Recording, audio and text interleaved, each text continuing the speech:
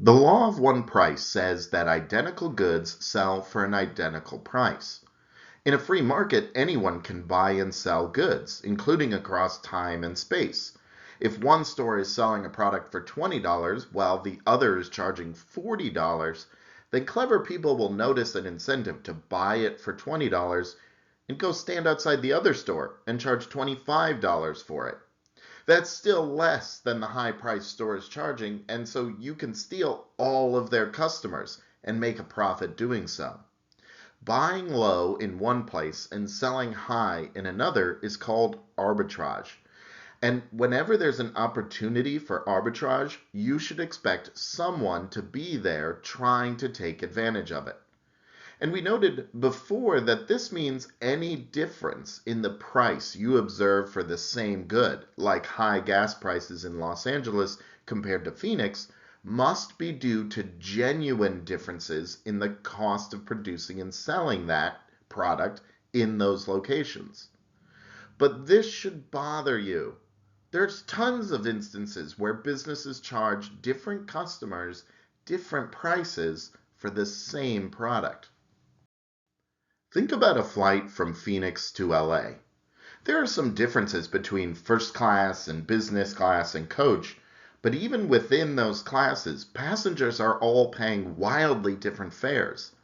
Airlines change the price they show different people based on a wealth of data, from how long in advance someone is buying the tickets to how often they've come to the website to look at prices.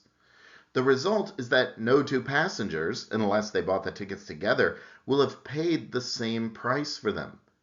That is what we call price discrimination, which is the practice of charging different customers different prices for the same product. Not every firm has the ability to charge different prices like this. In order to price discriminate, a firm must have market power, which is the ability to raise their price without the fear that competition will swoop in and take their customers. Without market power, competition will hold firms to the law of one price. Firms also need to be able to segment the market, which means they have to be able to tell customers apart and know which ones are willing to pay more than others. Grocery stores, for the most part, charge the same price for the products they sell to every customer because they can't tell us apart. There's no way for them to know that I'm willing to pay more than you for soda or cheese or something, and so they have to charge us the same price. And lastly, in order to price discriminate, firms have to be able to prevent arbitrage. If the grocery store was somehow able to know I was willing to pay more for soda, they need to be able to prevent me from getting you to go in for me and buy the soda at the low price and then sell it to me.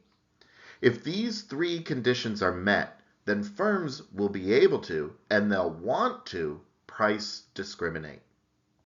Let's say that this is the market for airfare. The marginal cost of flying one additional passenger is probably pretty flat like this. The 10th passenger costs about the same to fly as the 11th and the 12th and the 50th.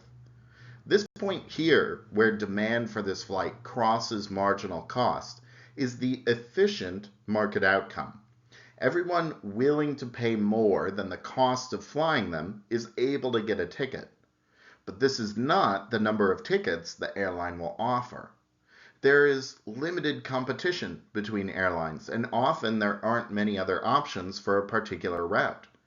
With this market power, the airline can pull up their price, choosing the quantity where marginal revenue crosses with marginal costs.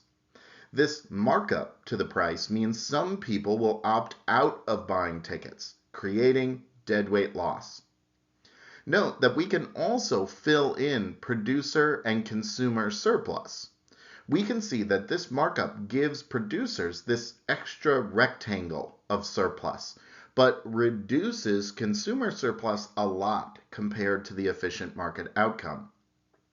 But a more radical change would occur if the airline can price discriminate.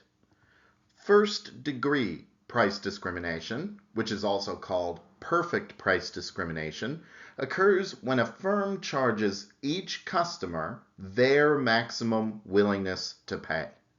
Remember that demand is willingness to pay, and so perfect price discrimination is the idea that every customer pays a different price, and the price that they pay is the most they would be willing to pay. That means that demand is both willingness to pay and marginal revenue. With each person paying their max, the airline will now want to sell up to the quantity where demand crosses with marginal cost. And they will claim all of the market surplus for themselves. Perfect price discrimination is more theoretical than real, since it's nearly impossible to know what people are willing to pay. But airlines sure are trying. Another example might be car dealerships. When you go shopping for a new car, the salesperson will often ask you questions about yourself, which are strategically designed to get you to reveal information that gives clues to your income and willingness to pay. And then they'll try to set the price as high as they think they can without losing the sale. One thing to note about this is that these are often the most stressful market situations we face, because we have to engage in a lot of gamesmanship to conceal our willingness to pay or make it seem lower than it is. But there are other kinds of price discrimination which are more fun for the consumer, and we'll talk about those next.